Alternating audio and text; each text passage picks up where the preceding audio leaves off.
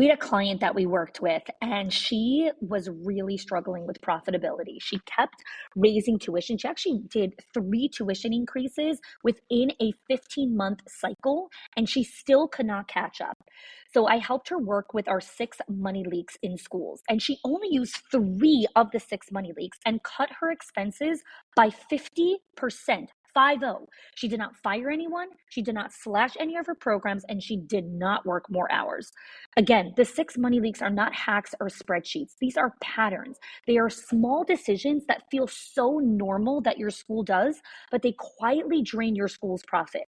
So if you've ever wondered why you're working so hard, but still not seeing the return, this is your first step to clarity. Click the link in the show notes and find out what it's actually costing you.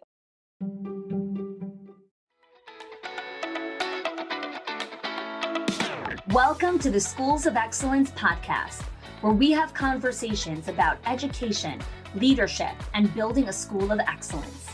The goal on this show is to bring you clarity, up-level your mindset, and give you practical strategies and inspiration so you can show up with confidence and trust your decision-making. I'm Chani Wolshansky. I'm a mom of 4 under 10, a former New Yorker, and been in the early childhood field my entire life. And I'm so grateful that you've joined me for this conversation.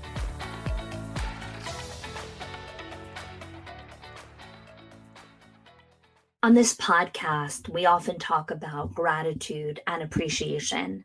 We have a whole episode 3 on this podcast called The Gratitude Matrix. And this topic of gratitude is a huge part of the Schools of Excellence framework. Today, I want to share with you a new perspective on gratitude, a whole new way to approach this topic. As we get closer to the end of the school year, the academic year, this is often a time of pausing and reflecting. You see, gratitude is very much associated with a whole host of physical benefits, including better sleep, less fatigue, less depression, and lower levels of systemic inflammation. Gratitude is an important factor in developing and strengthening relationships. Grateful people tend to express more acts of kindness and other forms of pro-social behavior. You see, this is what's really interesting to know. Human beings are wired to have a negativity bias. And self-gratitude is a way to change this tendency and emphasize all the things we are grateful for that are direct products of our life path and everything that has brought us to this particular moment in time.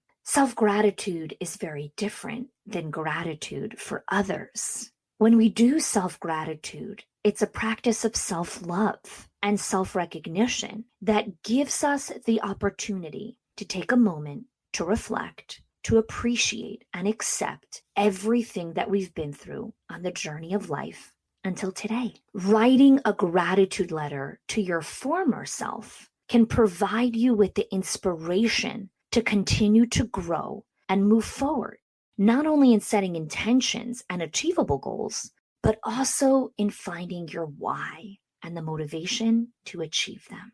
So now I have a question for you. When was the last time you took time to thank yourself, to actually thank yourself? If you're like me, it's much more natural and comfortable to thank others than it is to stop and thank yourself.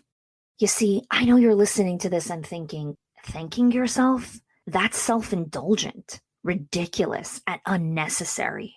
Why would I thank myself for things that I have to do? Here's why. Writing a thank you letter to yourself can help you see how far you've come. It reminds you of the things that you overcame and how much you've grown. It highlights qualities that you possess that you don't necessarily think about all the time.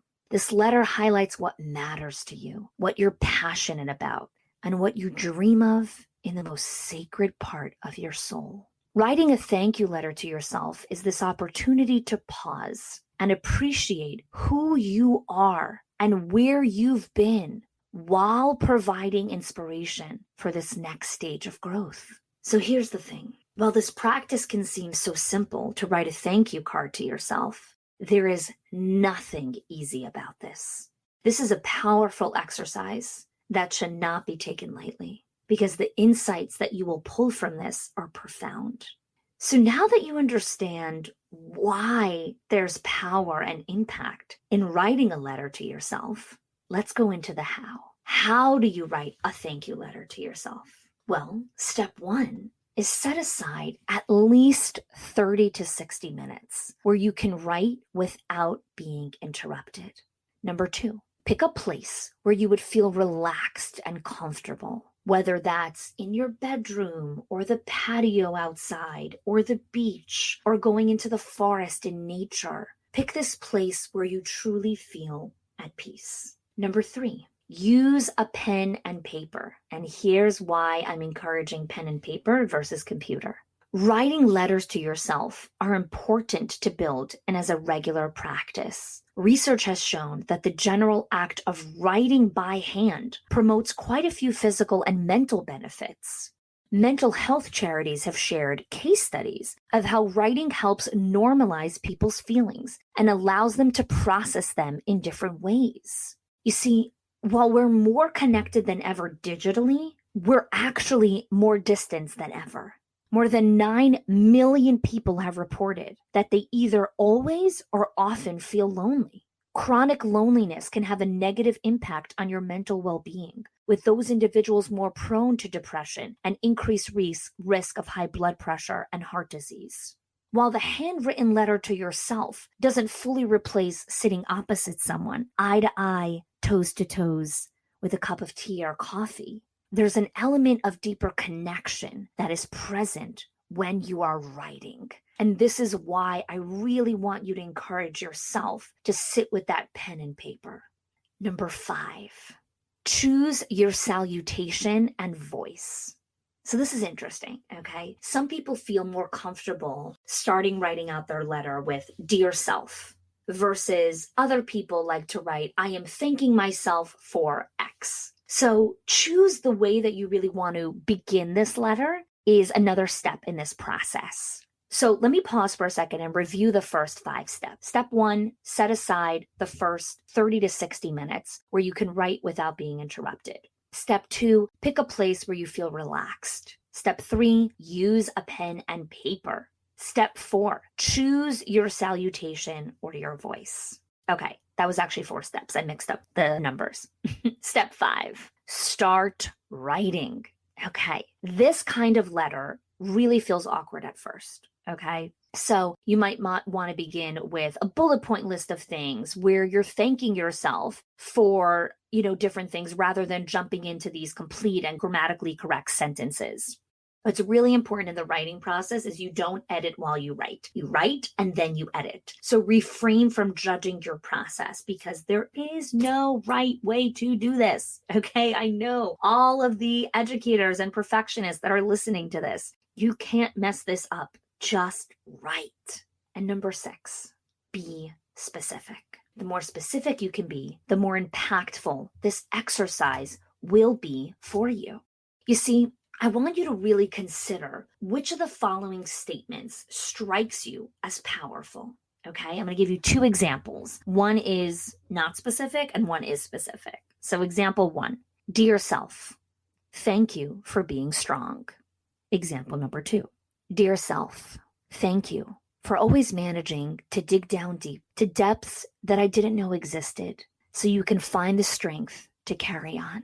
Like when the pandemic started and you didn't know how you were going to work from home and homeschool your children, but you took it one day at a time and you did it anyways. Notice the specificity in the 2 examples. One is we're just being statics. Thank you for being strong. The second one is giving color and shape and visual imagery to what does it mean when I am strong? I want you to think about all the different topics that you can cover, right? You can thank yourself for things that you've done, for changes that you've made. Think about all the challenges that you've overcome, the good decisions that you've made, the lessons that you've learned, the risks that you've taken. I want you to think about the character traits and qualities that you have learned to evolve into, like being kind versus being nice, being a good listener, being protective and loyal and encouraging. Thank yourself for gaining confidence in yourself, for stepping up, I'm going to share with you a few more really specific examples. Dear self, thank you for failing, for all the times that you didn't get the opportunity that you thought was yours. When you thought that this was going to be the thing that would work for your business, but it didn't. For every single time that you failed, you've learned how to do it better next time. Thank you for failing. Thank you for getting things done. Even when they're not perfect, you keep going. You keep pushing to get things done, to improve as you go along. You've never given up. This is what your life is about. Thank you for supporting other women. Your personal experiences of overcoming challenges and adversity have led you to lead a life of supporting others who are going through their own challenges. You've realized that seeing others, especially women, when they succeed, this leads to your own happiness. Thank you for being an advocate and a voice for other women.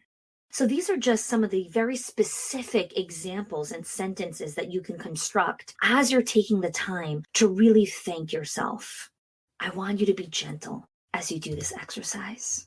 You may shed a lot of tears as past hurts are revisited, losses are acknowledged, and you're confronted with the proof of just how much you've been through and how hard you've had to work to get to where you are today.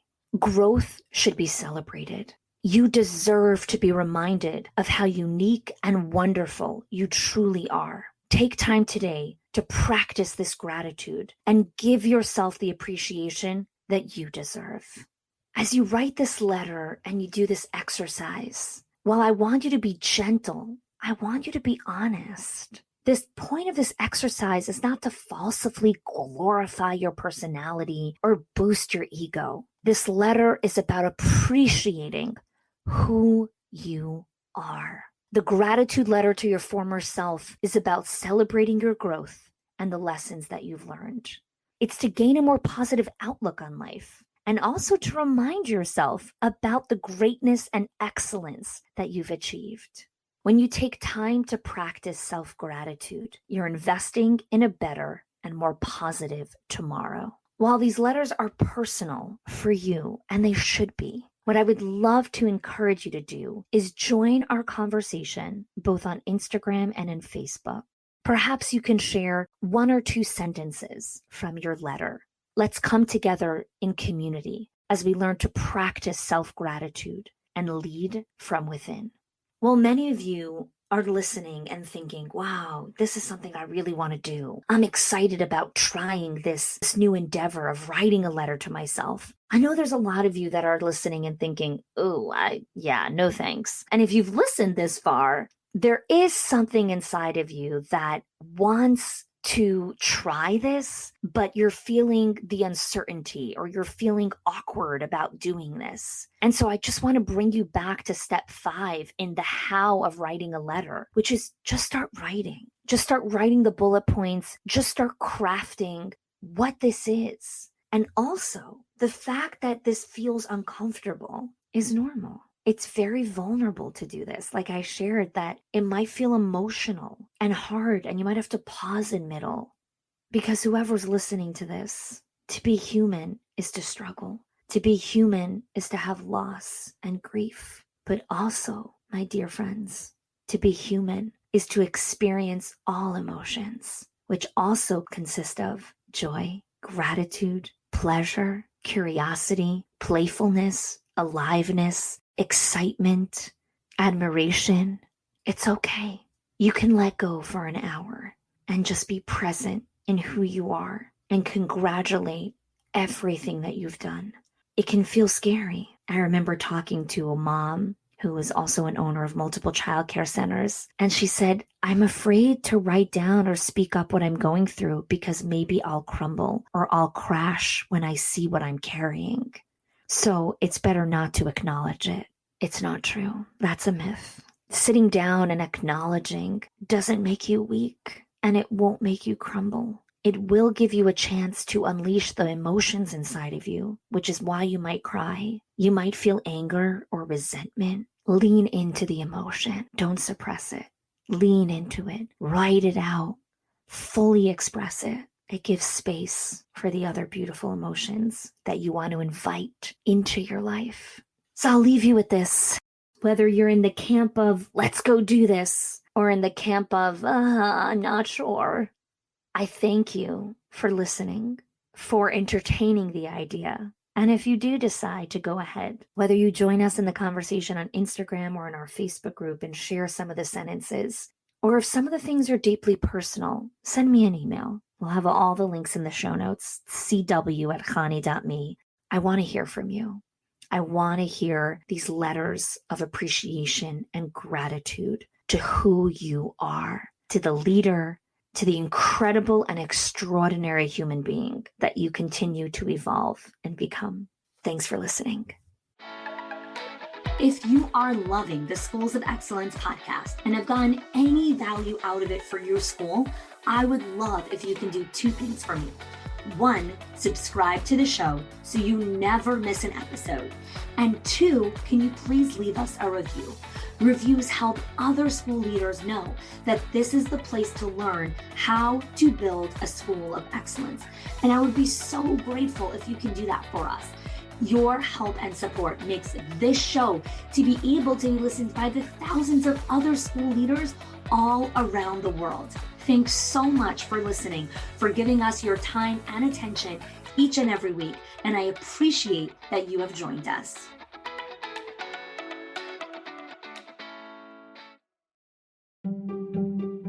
If your accountant has ever told you to cut back on professional development or slash your teacher appreciation budget or your staff development budget just so you could stay afloat, or has told you, hey, you probably can't go invest in that program, please listen. The problem is not that you're spending too much money on your people or yourself or your investment or your support system. It's that your school has invisible money leaks that are draining your profit, leaks that no spreadsheet will ever catch or accountant. So I created the 6 money leaks of schools that show you the 6 core areas that schools lose money every single month without realizing it. If you close even one of them, your profits will start to soar without sacrificing your team. Go get it now and stop blaming the things that are actually building your school.